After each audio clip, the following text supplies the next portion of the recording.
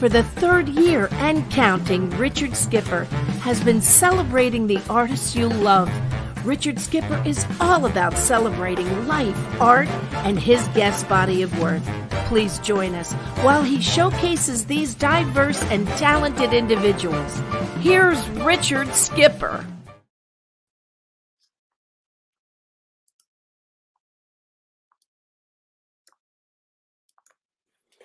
Happy Wednesday, everyone. I'm sorry I'm a little late getting here, but I couldn't put this book down. Sex, Drugs, and Pilot Season. That's a lot to celebrate. Who or what are you celebrating tonight? I am so excited about tonight's guest. I want to do a big shout out to someone else that I'm always celebrating, and that's Judy Starsky, the publicist to the stars. She's the greatest publicist out there, and she believes in her clients. And we were having dinner. Well, we went to see Mary Lou Henner a few months ago, more than a few months ago, and we were at 54 Below, and she slipped me an advance copy of this book. And I have been sitting waiting for this show for so long. We are finally here. It's happening tonight. We've got stories to tell, or I should say Joel has stories to tell. All this month, we are celebrating National Book Blitz Month. And the purpose of Book Blitz Month is to get people to go back and read again. And if this book won't get you in the mood for reading, nothing will.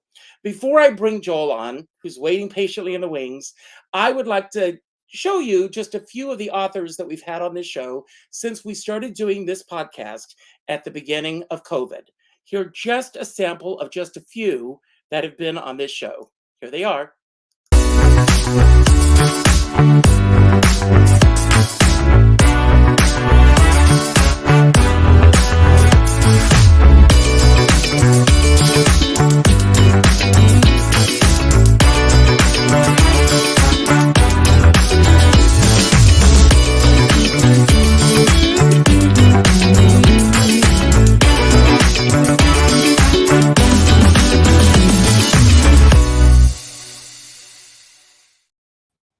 Happy Hump Day, Joel.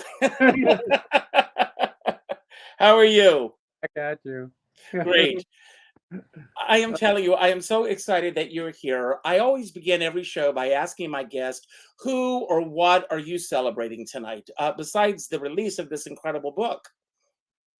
Well, it's if you go to the last page of my book, I talk about living, I want to say modestly, whatever the word is, but living in the same house I've lived in for a long while in Laurel Canyon, having the most incredible neighbors. And I say in the book, when I first moved to this part of Laurel Canyon, children were an invasive species. If anybody had a kid, they were gone within 2 years. Now I think I'm one of the only houses without kids. And I'm like a surrogate grandfather, uncle, whatever, to all the little kids who range from like 4 to 6 or 7. And I love all of them. And they love me. and they know to come to my house when they need candy or to complain about their parents. And I'm not grooming them. No, we're not. I hear these people say, and we're going to talk about so many things tonight that I want to touch upon in the book, that some of the questions may surprise you. Little things that you said, they're not little, jumped out at me that I really want to focus on tonight. But when you talk about grooming, I said, I growing up in South Carolina, coming to New York, where were these groomers? I never met them. In my entire life, I've never met them. So this idea that people are putting that out into the world is just absurd. Well, I don't know. I think maybe everything today is same. Excuse me. These things used to go on years ago, but nobody talked about them. I think that's a difference. But let's get off that. That was Absolutely. Well, you say in the book that you were part of the Me Too movement long before there was a Me Too movement. So I applaud you for that. So thank you for that. Yes, this book, as I said, is such a page turner. I'm actually wearing David Merrick Red tonight because I wanted to take you back. Look at your curtain in back of you. Yes, when you were 21, going into his office, and as I'm reading the book, Sylvia Schwartz, believe it or not, was a very dear friend of mine. And there are so many names that are in this book. Uh, it's very interesting, Joel, because first of all, you are a brilliant writer. The work, everything just jumps off the page. And as I'm reading this, I'm thinking this would make a great documentary. I don't even know if that's something that you've even thought of, because it really gives a history of show business through the 60s, 70s, 80s, and beyond. And it's a really great read. I've learned a lot of filling in the blanks behind the scenes, which is amazing. But I want to go back to, you were born in Brooklyn, and you actually grew up on a farm in Brooklyn, which I never even realized there were farms in Brooklyn. Can you take us there for a moment? And I'm going to bring up a photo here. Here you are as a little boy. And I always ask my guest for a photograph around the time of 5. How old are you in this photograph? Well, I'm guessing, I have no idea, but I'm guessing that looks like 8 or 9 or whatever. It looks like I'm a very unhappy camper in camp. And with good reason. I hated summer camp because I have absolutely zero hand-eye coordination. So any sport involving a ball, I can't do. And guess what? Guess what most camp activities are, you know. So I spent half of my time either, you know, in the water where I was a good swimmer, or in the arts and crafts shack making wallets, belts, you know, whatever. And I always, you know, I love, I mean, when you talk about your school years, and, you know, first of all, starting in school was also a miserable experience for you. You were constantly leaving class. But when you got in trouble, the other boys in school, and I wasn't able to get the photograph up in time, so I apologize. But you mentioned in the book that your mom was a hottie, and she was. The boys all got excited when she came to school to, you know, for whatever issues you were dealing with at the time. Well, I don't know. You said something in the beginning of that sense that I disagree with. It wasn't a horrible experience. I'm, you know, school was fine. I mean, and I had a very good friend named Howard Topoff, and we were the two smallest boys because we both skipped grades, and we were lined up in sized places or by alphabet. We were always next to each other. Years and years later, Howard and I reconnected. He is now a world famous ant, that's ANT, scientist at the Museum of Natural History in New York. He was the one who told me that because I was a quote unquote bad kid meaning I was always fooling around in class. I mean, it didn't involve guns or shooting. And I always would call to the principal's office, like regularly, once every 2 weeks. And he was the one who told me that the boys in the class would line up to see my mother. Well, she was a very beautiful woman. I saw the photo of it that was sent to me. As you were growing up and living, and a lot of this is in the book, and we're going to talk about specific things in the book, but if you can just give a Reader's Digest trajectory of the path from Brooklyn into the world of show business and how that happened for you. Well, we start with the fact that I knew I did not want to do any profession that was remotely connected to my family. And as I say in the book, the only professions that were good ones for nice Jewish boys were, what is it, doctor, lawyer, dentist, accountant, and teacher. That was if you were a boy. And if you were a girl, you were supposed to marry one of those in that order. So I did not make it into Brooklyn College because I was I think I probably should cut to the chase though, because I had really bad school marks because I never really cared, but test scores off the charts. So I was sent to a special program for underachievers at Hunter College in the Bronx. At Hunter College in the Bronx, I was told one way to meet people was to join the theater group. And since I was always interested, not necessarily in theater itself, although by that time I used to go to the public library and listen to show records at the library, or my parents would go to a Broadway show musical like maybe twice a year at the most. I would pore over the programs. So I suddenly found I liked all this. And I also found out during a performance of Down in the Valley, excuse me, of, oh God, there's this uh, famous musical that they always do in college, The Witch Boy, whatever it was. You may know it. And I had to sing and play a guitar, and I realized how terrible I was. So I decided while I wanted to be in show business, it was not going to be in acting. So at the end of the first semester in Hunter, all the theater kids were looking in backstage for acting jobs. I looked there and I said, well, there's a box office job opened at the Tappan Zee Playhouse in Nyack, New York. And I became their box office treasurer. Do you know that I lived just below where that was? I believe it. It was a great place to live. I live in Rockland County. I lived in Piermont, just below Nyack. But you ended up there. Joel, what was it about the business that was pulling you in at such an early age? I mean, you knew very early on that you did not want to be on stage, but the idea of being part of that world, what was the pull or the draw? It was fun. It was fun. Well, I knew I wanted to be in that business, but I didn't know what I wanted to do. I didn't know of all the things you could do besides being an actor. So in the Tappan Zee Playhouse box office, all the phone calls came through the box office for the production and everything else. So I got to talk to every agent's assistant, and and that's how I made a lot of my early friends and later important connections, because those assistants became very important, So I don't know and I was just always fascinated with that era. Well, not that era, that, what's the word? Not aura, but the surrounding, that milieu. Yes. Yeah. It was fun. I was having fun. And how many people, and years later, many, many years later, a boss of mine at NBC, an incredible woman by the Ethel Wynant, on a very slow afternoon, grabbed everybody who worked with her together. And do you realize how lucky you guys are? You look forward to going to work every day. Imagine how many people in this country don't.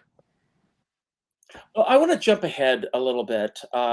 When you were 21, you were pulled into the world of David Merrick.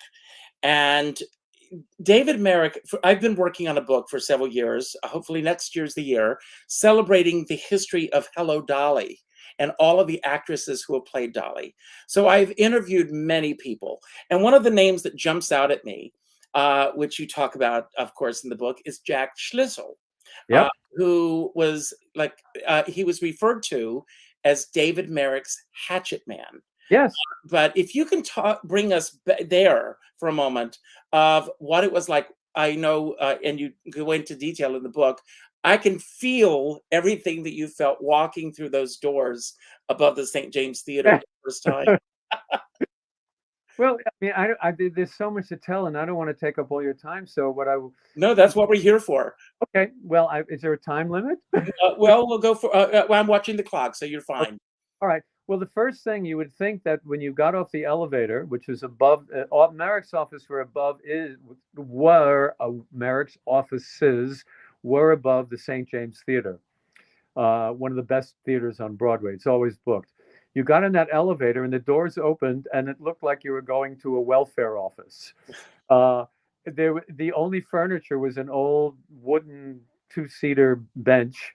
The linoleum looked like it had been trafficked by, for 100 years. There was a dirty glass window with the receptionist behind it. He spent no expense on doing that stuff. So that was my first impression. But when I met Jack, I don't know. Jack was Merrick's general manager, which means under Merrick, he was in control of everything. He was higher than the production manager, who was responsible. The guy's name was Biff Liff, who was responsible for all the areas that I really wanted to work in. But get your foot in the door and then figure out everything else. That's what I did. And Jack took a liking to me. And I would say, why not? I'm likable. But, yes. But the key to it was I lived 2 subway stops away, so it took me 6 minutes to get to work. And there were no such thing as coffee machines in offices. So our routine was I would stop and pick up coffee from the diner on the corner and bagels. And I would sit in Jack's office and we would talk about a movie I saw the night before, a play, one of our shows where an understudy went on. And I guess he listened to all of these things. Uh, this was all. I mean, and one of the great things there was I could go see every Broadway play for free, and I did. And one day, you tell me if I'm going off track. By the No, way. no, I'm right there with you. So one day, Jack Jack, by the way, was very gruff and feared by everybody. But inside, he was a pussycat, as I was going to find out later on. But he calls me into his office and said, "Look, I can't stand working with you anymore. So you got a choice. You could go work with Biff, reopen our casting department, become our casting director, get a $50 a week raise, or you're fired." That was my choice. And I said, "Jack, I don't know anything about casting." And he said, "Yes, you do. You just don't know you do." And that's how I went to work with Biff Liff and became Biff's assistant and became Merrick's casting director. Amazing. Just an amazing story. You talk about, and it's something that jumped out at me. I mentioned Dollies you talking about. That's right. We can go back if you want. Yeah, there were certain things that jumped out at me. You do a real breakdown early on in the book of what a great casting director is all about, what you brought to the table, what you learned as you went along in casting so many of the iconic. And I want to thank you for the shows that you've cast that have given such pleasure to all of us. All the stuff that went on behind the scenes. Some of it was great, most of it was great, but you also dealt with the other side of it. But for those of us who are the viewers, I say thank you. And one of the things that you said that I never, ever thought about until I read it in your book. And here we are. The Oscar nominations just came out yesterday. I think we've lost Joel. Hopefully Joel, can you still hear me? He disappeared. He'll be back. I'll keep talking until he gets back. Joel, hopefully he'll, come back in. I don't know what happened. But anyway, as I was saying, and I will repeat this when Joel does come back on camera, is Joel talks about the breakdown of, there you are. Wait a minute, Richard, I have to ask you something technical. I'm sorry. A friend of mine was just calling in. If I put my phone in airplane mode, would we get disconnected? No, we should. Then, do you want to try that? Well, I'll try it. If not, let me just try. If you get disconnected, come back in. How do I do? Well, let's see. Let me just do.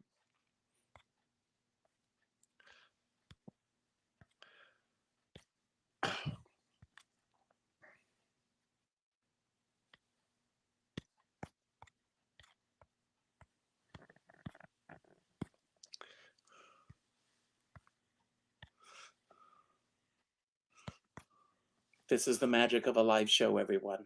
Okay, well, I can hear you, but I can't see you. So now what do I do? If you want to leave and come back in, try doing that. Log out, come back in. I will continue to talk until you come back.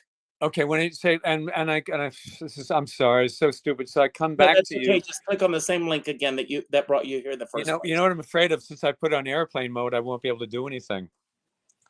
So let me unairplane, I guess. I don't know. I mean, I wish I was a little more well, what do you call it? We go along. I didn't know that would take you off camera, but we want to see your beautiful face. All right. Well, thank you. All right. So I'm just gonna go. I'm gonna log out of everything. I'm gonna hang up because you were through the phone. I don't know how to do that. Oh shit! Sorry. That's okay. These things happen. Well, do you want to continue to do this just verbally, and you can show a picture of me? I can continue to talk. You can continue to try it if you can get back on camera. That'll be fine. I'm actually going to take you off and just log back on again and see if that makes a difference. Okay. All right. I'm going to do the same. Okay. So I'm going to take you off, and hopefully he'll come back in a moment. That's the magic of live theater. You just go with what's happening. And one of the things that you'll learn in Joel's book is being open to the changes, what comes along. I'd like to just go over, if you see the cover of this book, let me talk about the artwork. Glenn Hansen, one of the greatest caricaturists out there. I have been such a fan of Glenn's work for so long that my upcoming show, just to put a plug in there, I actually reached out to Glenn to do the artwork, but he's so busy, he would not be able to get the artwork ready for me by the time my show opens. So Glenn, if you're watching this, if you see this, if anything opens up, I still would love to have you do that. And if you're not able to do that, I still love you. And I would love to have you on the show at any time to talk about the work that you do. But some of the shows that Joel has done the casting for, Miami Vice, Grease, the movie, Taxi, Charlie's Angels, the Rocky Horror Picture Show, Golden Girls, Hello Dolly with Pearl Bailey, and The Love Boat. I've got so many questions. I hope he's going to get back on here. The book is a page turner. You learn so much about how he grew up in Brooklyn. You learn about his grandparents. You learn about the road to show business and how he eventually, made it to Hollywood. All of those things are in place. It's there he is. He's back. Okay. Joel, you're back. I was telling them, and then we'll go back to where I was. First of all, congratulations on the cover of the book. Glenn Hansen is one of my favorite artists in this business. And the fact that he did such a phenomenal job, that's what I was talking about while you were off. Well, I if I was going to mention that, but I think the reason why people like the book so much is that you see that cover and it makes you want to open it, and he made me look really good.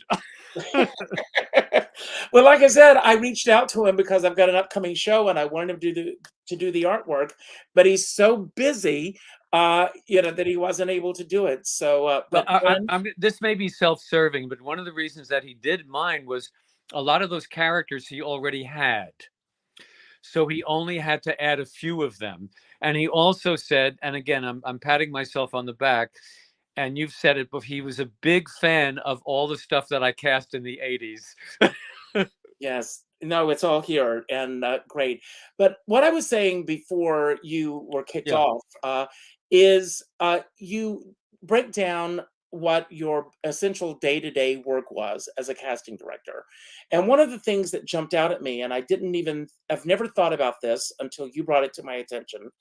And as Oscar season has just started and we're underway with that, the fact that the casting director is not a category in the Oscars, and yet there's a category for wigs, and we love wig makers. We love what they do. That's not to knock them. But why do you feel that there is not a category for I'll tell you, I know exactly why. By the way, on television, there is a category for an Emmy. But then again, the Emmys have 47,000 categories. Yes. But very funny. Who was it? Stephen Colbert the other day said, talking about daytime Emmys. And he said, well, if you have 2 daytime Emmys, can you trade them in for 1 nighttime? Or maybe it was Nathan Lane. He was talking to him. But yes, I saw that. It has to do with the Directors Guild, which is one of the most powerful guild and union in Hollywood. First of all, they don't recognize the term casting director. If you look at a movie, in the credits, it'll say casting by. Also, I don't understand this, but it's their opinion that the director is making the decisions. So why should a casting director get credit? And by the way, the ultimate decision is made by whoever is financing the project. Mm-hmm. Now, whoever's financing the project may decide that Steven Spielberg knows more than they do, and he'll have the final say.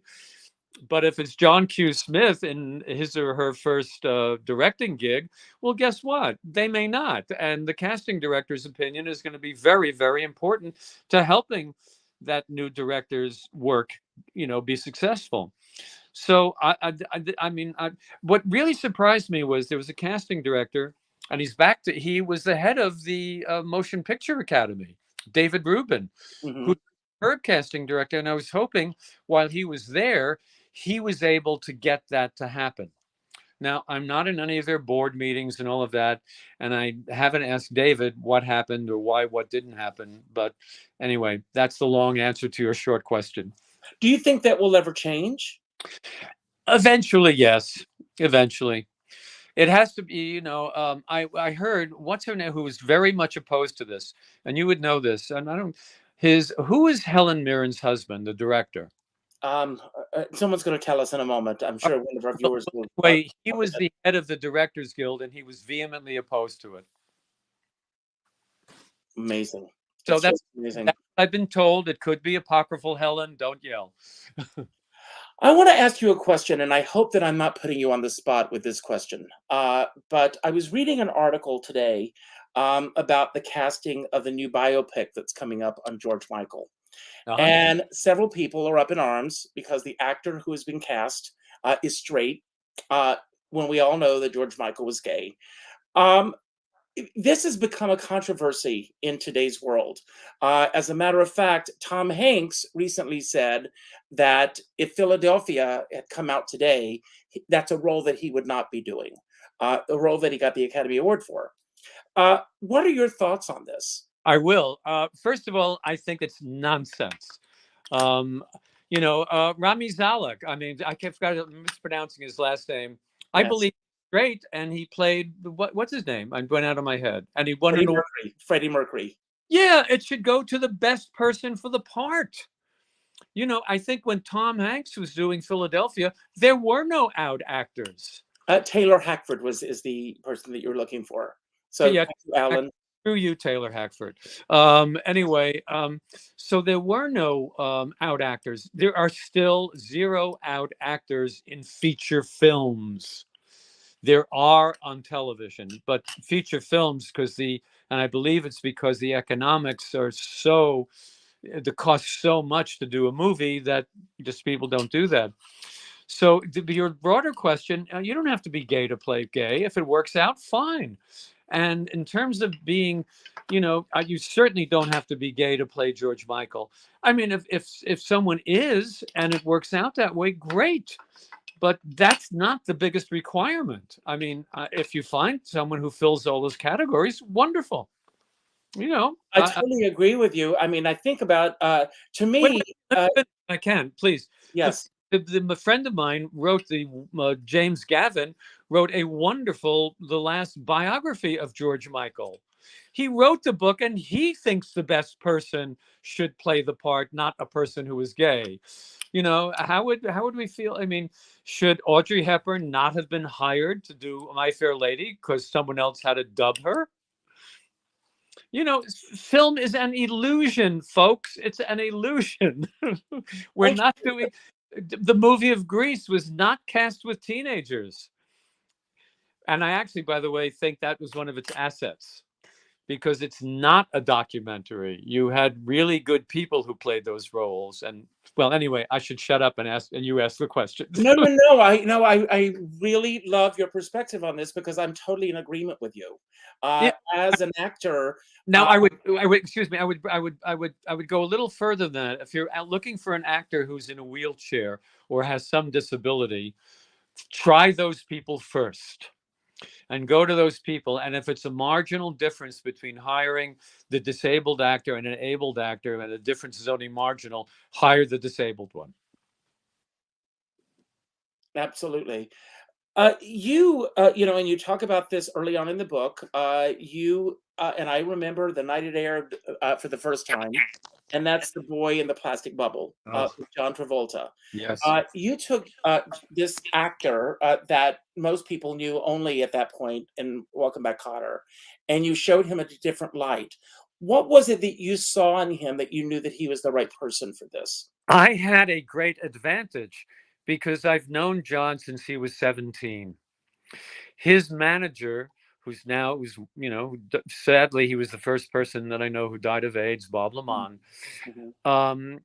was Travolta's manager. So I met him very early on. I met him before I moved to California, because John moved out of his family's house in Jersey when he was 17 and started working. So I knew he wasn't Vinnie Barbarino. It's that simple. Most people didn't. And so when I read the script of Boy in the Plastic Bubble, John was looking, he had done one season of Cotter and desperately wanted to do something so that people would know he wasn't Vinnie Barbarino. And he was offered the movie that Richard Gere did called Days of Heaven. John couldn't do it because they wouldn't give him a stop date, and he had to go back to Cotter. A stop date means that's when the actor is released from his contract. So Richard Gere got that part. And John was left with 1 month to do something. So the timing was perfect. And by that point, by the way, John was a huge star. His cover was on every magazine. People were throwing offers at him for every project. And he wanted to do this project. He read it. And I will say, he said he knew of I had met him before. And as he said, he had faith in me.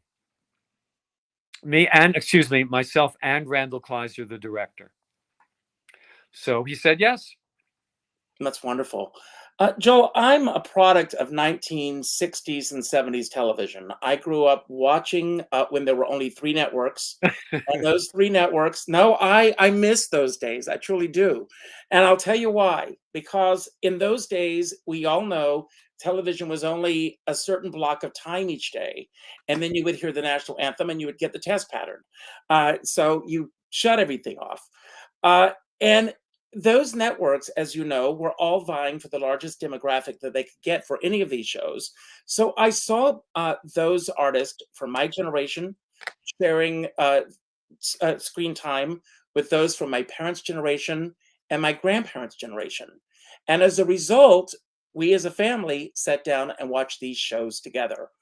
And 2 of the shows that you were involved with from that era that I want to talk about are Fantasy Island and Love Boat. Yes. I lived for on Saturday nights. And just to see the array of stars that came through that, if you can just take us back to Ray Jessel, who wrote many of those episodes, was a dear friend of mine. And people who, as I've gotten older and been in the business long enough, so many people that I got to know as friends, I see still pop up on the show. If you can just take us back there and what that experience was like, casting all these incredible stars from a previous generation. Well, I hate to burst the bubble, but no, not going back to Boy in the. I cast the 3rd Love Boat pilot. There were 3 of them. And none of the regulars who were in the first one wound up in the 3rd. That's right. But I only cast the pilot, the 3rd pilot, and the guest stars on that. I did not do anything after that. Basically, I'll tell you honestly, I had a real disagreement with Douglas Kramer.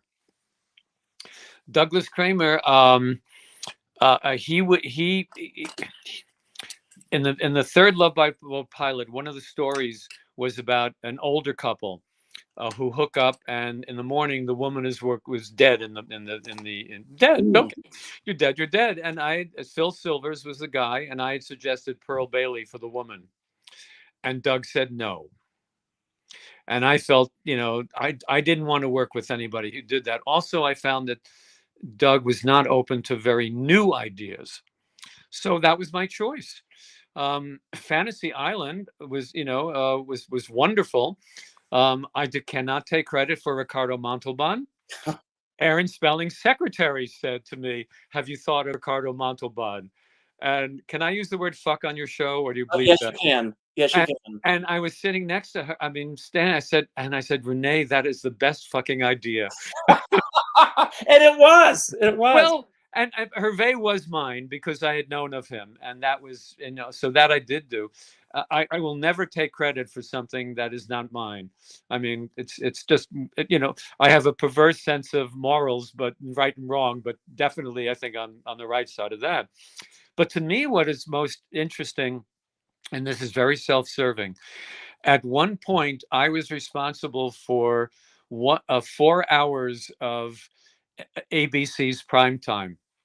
If you count Fantasy Island, Bob Newhart, Fantasy Island, Love Boat, there was a show called Family, which is an hour drama. It is Then, of course, awesome. there was the Starsky and Hutch days. I also cast a few episodes of Charlie's Angels. At one point in time, all 5 of them were on at the same time. Oh, yeah, and of course I forgot Bob Newhart. So Bob Newhart was on CBS. Was there a difference in terms of the way things were done with the 3 networks, or? Well, yes, yeah. Well, not so much the 3 networks, but there was a huge difference between the Mary Tyler Moore Company, MTM, and Aaron Spelling. Aaron Spelling was all about stars, and stars. MTM was the opposite. MTM was, let's make our own stars. So, but again, neither one is wrong. You just have to, those are the parameters that you work within. Absolutely. And I want to, in another iconic moment, my high school Saturday nights, you know where I'm going. I know where you're going, and I have a very smart-ass answer for you when you're finished. Okay. I want to hear the smart-ass answer first. Are you talking about CBS on Saturday nights? No. Oh, then I won't. I'm sorry. I'll save that for later. But we can go with CBS on Saturday nights since you bring it up, and then I'll take you where I was going. CBS on Saturday nights was a perfect example of the whole family watching. And you would start 8 o'clock, All in the Family. Then you went to MASH. Then you went to Mary Tyler Moore, and then her stepbrother, Bob Newhart. And then you went to Carol Burnett. Exactly. So Carol Burnett went on at 10. So at approximately 10:15, I would take a quarter of a Quaalude. At about 10:30, I would take the other quarter. And at the end of the show, I'd pop the rest of the Quaalude and then head out to the disco. And what a great time it was. That's the drug portion of our show, folks. But that's not where I was going. Okay. I was going to the Rocky Horror Picture Show. Please do. So as that happened, and I began when I was doing a show with a theater company when I was 18, and everybody was talking about the Rocky Horror Picture Show, which this closeted kid in South Carolina, I knew nothing about. But they said, you have to go. And when I went to my first screening or my first showing of the Rocky Horror Picture Show, which ran for years and years and years, it was in the Guinness Book of World Records in Myrtle Beach, South Carolina, where I grew up, of playing at a specific theater. And it may still be there for all I know. Take us back there. Well, if no one could have predicted the trajectory of Rocky Horror Show. I think Rocky Horror I cast the first LA stage production was, I think, either in 74 or 75. And I was working for CBS. But CBS at that time had a casting department that actually cast shows. There were 5 of us, and we cast pretty much all the really good shows on CBS. But my deal was I was able to do outside projects that did not interfere or conflict with CBS. And then a friend of mine was a general manager of someone who was my boss at Westbury Music Fair. Wow. When I was assistant manager, Brian Avnet was the manager, and he's a year older than me. Brian moved to California, moved to LA, and became a very successful general manager. And he was the general manager of the Rocky Horror Show, the stage show. And Brian, for those of you who don't know, general manager basically does all the things that a producer should do. Budgets and all that. He doesn't approve things necessarily, but sets things up.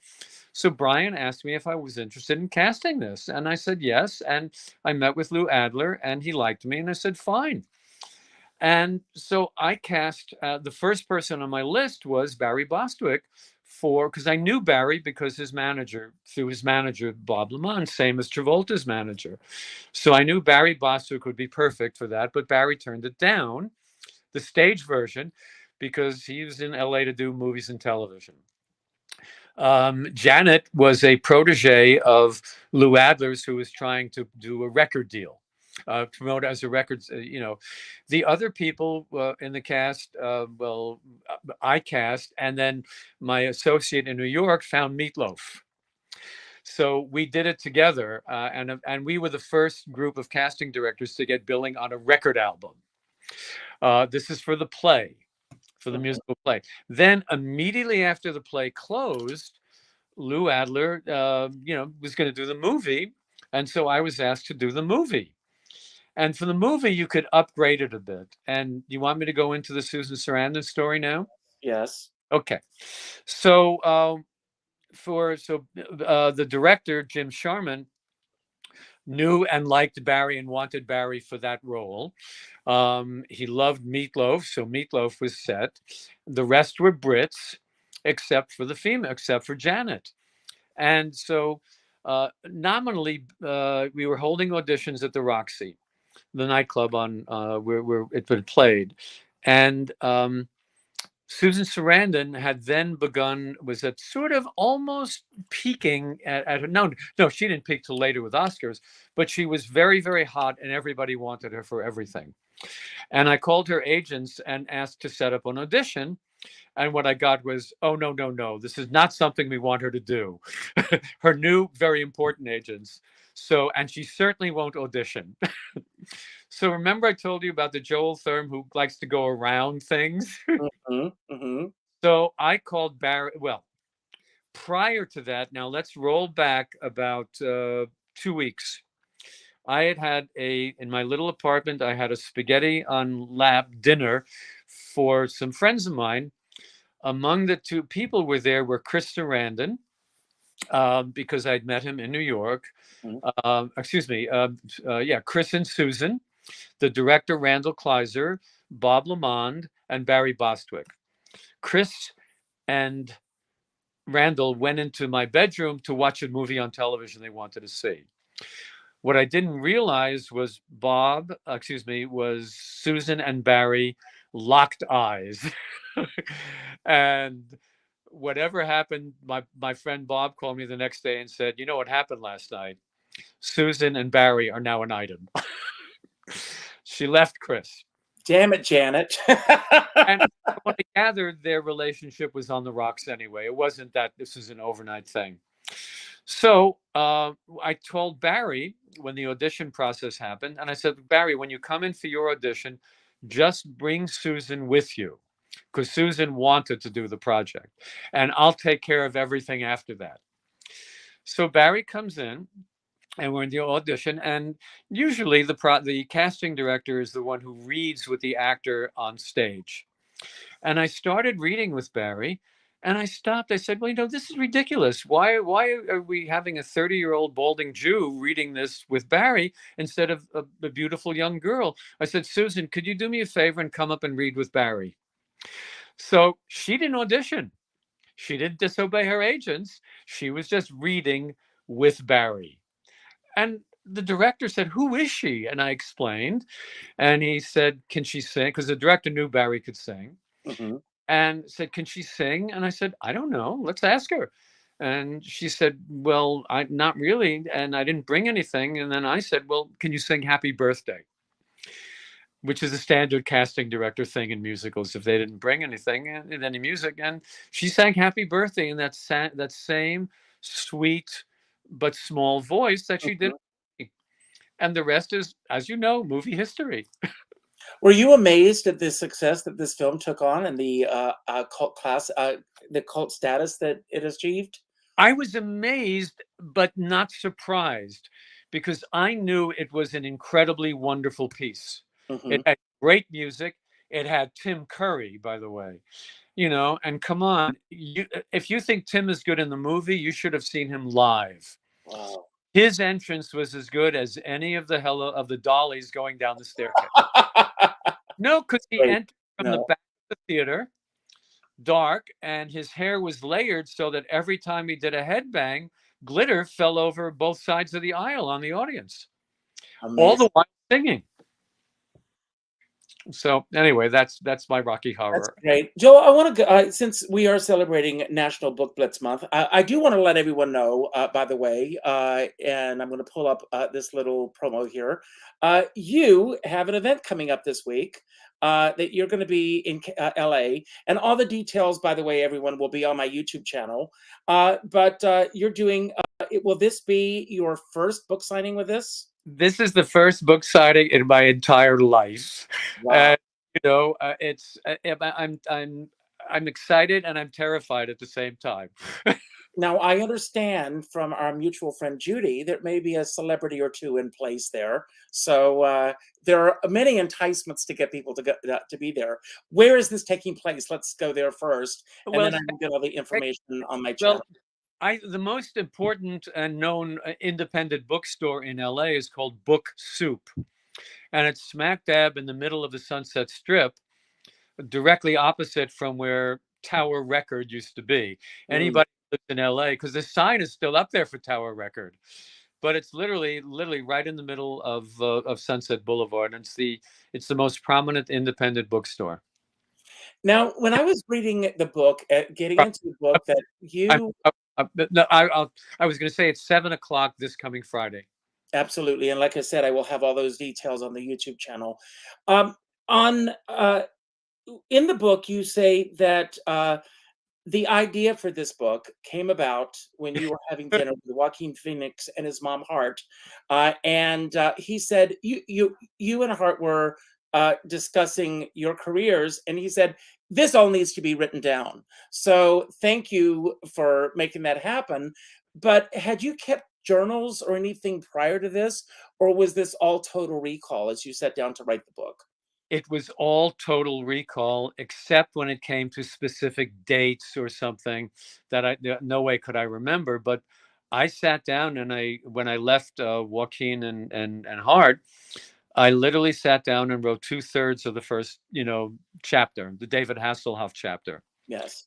It wasn't until the Baywatch movie came out that I had enough information to do the third part.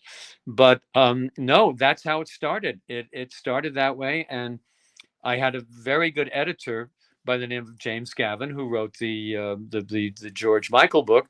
Because when James Gavin, let me give a shout out to James, because since it is National Book Blitz Month, James is a friend. Peggy Lee, Lena Horne, Michael, George Michael, so many great books that he's written. Yeah, well, I started writing this, and I sent him 60 pages. He returned 30. And I went off on a tangent about David Merrick, and he pointed out that my book was not about David Merrick, it was about me. So he was very, very instrumental at making the book, what it is. And well, I'm blubbering now. No, that's okay. But that was and I also learned during this process to keep my own voice and to not sound smarter or more use vocabularies that were beyond me. So, and I think that came, if anybody is, well, hopefully people will hear this and they'll also read the book. I'm told it reads exactly the way I talk. Well, it's a great read. So again, congratulations, and thank you, James Gavin, for the work that you brought to this. Yeah. When you mentioned that you started off with the David Hasselhoff chapter, with all that's happened in your career, I mean, and that's a major part of it as well. But why that is the starting off point? Well, because it shows the casting process. It shows the casting process from a network point of view. And also it's funny, I think. Yes. So especially when it came to casting David in Knight Rider, where the Universal didn't want him. Their list was ridiculous of who, and so I got to, I call it my my Norma Ray moment. Yes. Got to rant and rave and yell and curse in favor of what do you call it? I mean, I could do some of it if it's okay here. It's absolutely okay. We want people to buy the book, but please go there. Well, This will entice them to get the book. well, so they were the Universal people thought that Knight Rider was this great literary work, and they dismissed. By the way, and almost everybody we've approached turned it down. Some nicely, and some from, "Are you fucking kidding?" So no one wanted to do it. I mean, and as I say in the book, but the Australian actors were not yet imported. Right. They probably could have had one of those. But I got on my high horse, and I was like, look. At this time, by the way, David was a very big soap star and had a very big following. And so I started out quietly, and then I said, look, you hired David for this. I mean, David will not hold you up when it comes to renegotiate. If you he's going to be happy as a pig in shit doing this. He's not going to ask you for half the Universal lot. He's going to promote this book in fucking Albania forever. And I went on in like that. I think I must have used the word fuck about 15 times. But anyway, and it worked. And of course, the other reason was my boss, Brandon Tartikoff. Oh, no, I'm sorry. That's the next part. That's Baywatch. Mm-hmm. So anyway, so that's how David got in it. I know, I write in the book, thanks to his chin dimple and my vulgarity, he got in it. Well, I want to, from the start of the book and to the very end of the book, and when did you know that this book was ready to be released? Was it a decision that you made? Was it James Gavin? Was it the publisher? When did you know this book is ready? Tell you, very easy. I didn't know, but I had a friend of mine read it by the name of Jeff McCracken, who's an actor. And Jeff McCracken said, "This is wonderful." He said, "Can I give it to my friend Julia Lord, who's a book agent in New York?" And I said, "Please." And Julia read it and loved it. And that's how it happened. Julia, so then I have a book agent, and Julia pitched it all around. And, finally a publisher said yes, Bear Manor Media. And they said yes, and it was published. I have an ego, but I would never have self-published this book. No, it's incredible. What is the one thing that you feel that you've learned most about yourself, looking back over your the trajectory of your life, your career, everything? That's my first question that I want to ask, and then I've got a second part to that question. Well, I think what I've learned when I look back at it is that there's like, my God, what an incredible life I've had, and zero of it was planned. I was lucky enough, or I was a gay man, or still am, and Okay. I did not have a wife or kids, although I would have liked one. But gay men didn't do that at that time. Not the wife part, but the kid part. Mm-hmm. I would have really liked that, but that wasn't happening then. So I looked back and realized how lucky. I look at my trajectory, and I never planned anything, which I just said. Someone would say, like Pearl Bailey said to me when we got to know each other on a friend basis when she was doing Hello Dolly. So when she said that she was doing a TV show, would I like to come to California and work on her show? And I said, yeah, why not? It's great. You just went with the flow. I mean, were there any decisions that you didn't make? Were there moments when you did not say yes that you now regret? Yes. This is when I was now, fairly well known. I was head of talent for Paramount Television.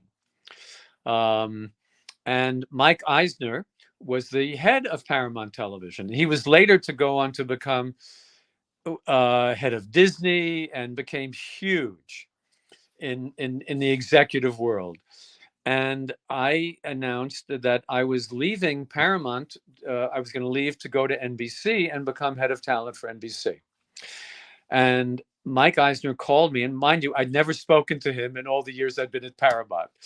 But he called and he said, "We really want to keep you. Is there anything that we can do to keep you here and have you not go to NBC?"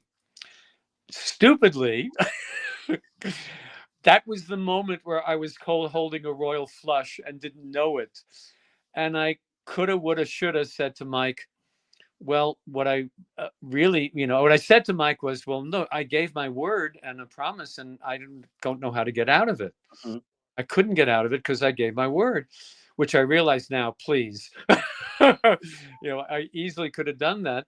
But in truth, I really didn't know what I wanted to do. I could have said to Mike anything I want. And in retrospect, I said, I would love to learn film production. I'd like to become an exec. I'd like to learn all that stuff. Why didn't I say that? But I didn't say it. And my life went in a different direction, which didn't turn out terribly. No, thank God for that. I do have a question for you as we wrap everything up. I can't believe this hour has flown by. And thank you again, Joel, for doing this tonight, and much success with the success of this book. Looking back, since you first started as in casting in LA, let's go there. Yeah. What is the biggest change that you've seen in the business that you think is a true positive? And I think I know the answer. And what is the biggest change that you missed that was in place when you first started? Well, the answer to sort of both those questions is the word diversity. When I was started casting, unless a role this was described as black or whatever, you didn't go there. And many times I asked, because let's say I couldn't find a white actor who was good enough or right enough for that part, and I would say to the producer or the writer, look, can we go black with this part or whatever, because I can't find anybody. And almost always the answer was no. So the answer to the second part of your question is what I just said. The fact that we are now casting the way it should be. Amen. And I recognize myself as being, culturally biased, because that's the way I grew up. I didn't know any better. It was only the last few years, that I even heard that term. But even so, casting directors were a beat ahead. And I have this little story that's in the book, and I may cry. I'm at cry with you, so go ahead. It was a very small part on a Starsky and Hutch. And the role was basically a woman giving information. And her character name was Dr. Moskowitz. And I, without telling maybe I told the producer, but it's a basics of do what you want kind of thing. And I hired a wonderful Asian actress by the name of Beulah Kuo. And it was a one-day part. I had seen her work in many things. She came into my office after she did her shoot. She brought me a name and proudly showed me her name tag that said Dr. Moskowitz. And what she said was, no one had done that before. Wow. And to me, it was making the part more interesting. It's I didn't do it because I was because I was trying to change the world. I just did it because I thought it would be good for the piece. And I will never forget that. That's amazing. That's a beautiful story. Joel, our time is up, but don't go anywhere for a moment. I'm going to give my closing remarks, and then I'm going to give you the final word tonight. It could be about anything that we talked about that you want to build upon, anything we didn't talk about that you wish we had, or just any final message that you want to leave everyone with tonight. Don't worry about how to end the show. As soon as you say goodbye, the final credits will roll. Each day, as you all know, I pull a word for the day, and the word that I pull today is usefulness. And I believe that all of us have a purpose. All of us have, if we all bring the best of who we are, and I'm talking about our authentic selves, to the table, the world's going to be a better place. I really, truly believe that. And as I'm reading this book, Joel, the one thing that comes out for me is, you mentioned earlier, telling this story in your voice. You don't pull back any punches. I don't know if there was anything that was left out that we don't know anything about. And if so, let me take you out for drinks sometime when you're back in New York, and you can share them with me privately. But it is such a great read. The book, again, is Sex, Drugs, and Pilot Season. Everyone, the book is available now. Go to your favorite bookseller. If they don't have it, request it. And then you go to Amazon and you can get it there. It is a page turner. You will not be able to put it down. I end every show by telling everyone to go out and do something nice for somebody else without expecting anything in return.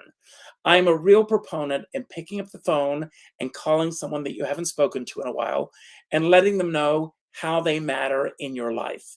And in addition to that phone call, this is my requirement for all of you tonight. I would like you to buy 2 copies of this book. I would like you to keep one for yourself and then send one to that friend that you love so much. If they love the world of entertainment, even if they don't, they're going to love this book. It's a great, great read. I have a dear friend who says we're all in the same storm, but we're in different boats. And I say, I don't care if you're on a yacht or a sailboat or a canoe or a raft, or even pushing a tugboat upstream. Make sure that if you're in any of those boats, that you have a skipper by your side. And with that, I'm going to leave the screen, Joel, and it's all yours. And again, you're welcome here anytime. Thank you, and it's all yours. Well, first I want to say thank you to 2 people, Lou Liberatore and Yvonne Jourdain, and they will know why. And the second one is, do not listen to your parents. Do not do what they tell you they think is right for you. You follow what you want to follow. And if that doesn't work, then go back to what your parents said.